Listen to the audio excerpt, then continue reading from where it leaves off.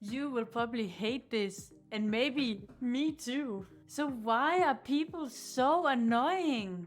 And how to stop it? Just 2 years ago, there was a lot of super annoying people in my life. Sometimes I felt like putting a cloth in their mouth so they couldn't say anything.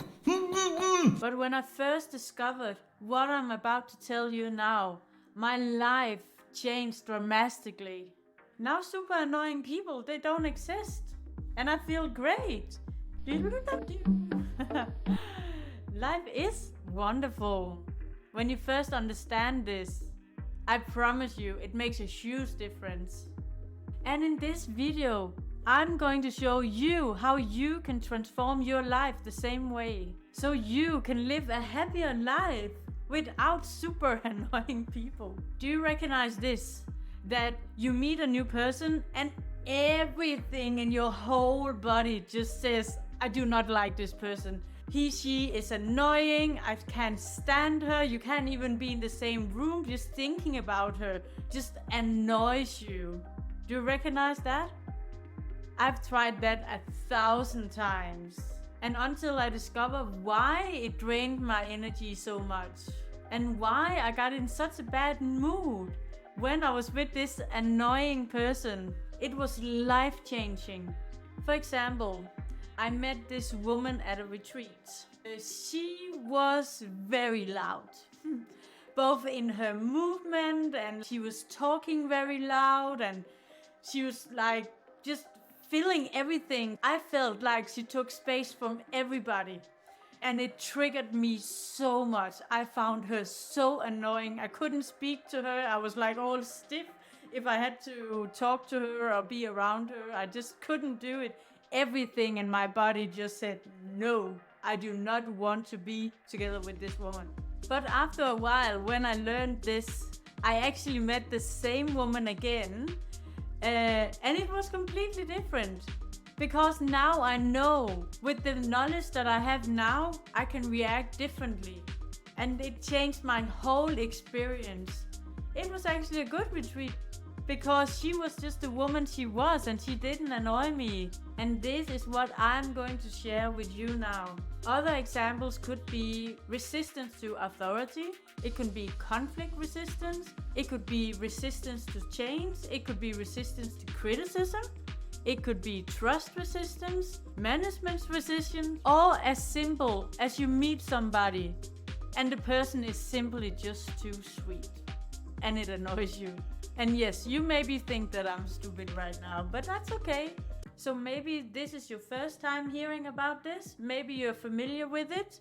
It's the fascinating topic about shadows.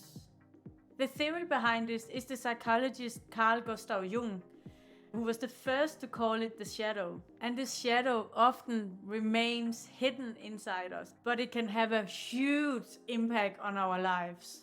Shadows can come in many forms.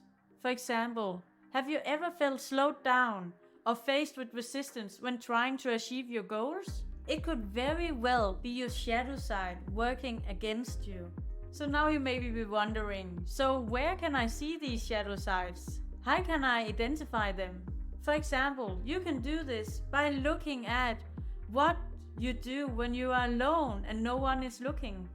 For example, eating chocolates because others cannot see that you're eating unhealthy. Because I had successful people, they don't eat like a whole box of chocolates.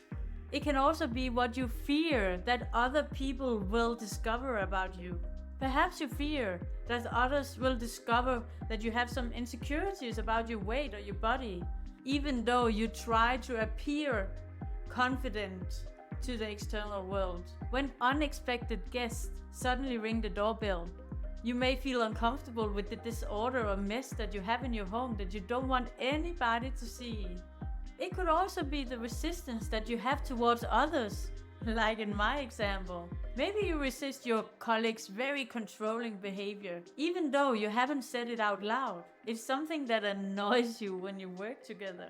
You could also look at what you admire or envy in others. Perhaps you deeply envy and admire your friend's successful career. and feel a little twinge of envy because you also have goals that you haven't yet succeeded. And if you now said, no, I don't do that, to several of the things that I said, that's most likely a shadow as well. It's the quality you need to look at for finding a shadow, not the action. So you react to it, therefore it lives inside you. I'll say this again. So the reaction happens inside you, so it's therefore in here that can do something about it. Because everything is neutral until you give it an effect. So the next time you discover that you get annoyed with somebody, or there is a side of you that you would like to hide, that maybe you are not proud of, or you don't want people to see. It could be something as a weakness, or something that you desire in others, or something you don't want people to see. Then think about what I just said in this video. Because the more you don't acknowledge the shadow, the more it will grow and the more people can see it. That's the worst part about it. And I'll just say that again. So the more you press your shadow down, the more it will show to the outer world. And in my next video, which is right here, I am going to present more about shadows and what it is and how you can deal with them. So have a great day. Remember to comment below, press subscribe, and yeah, have a great day. See ya. Bye.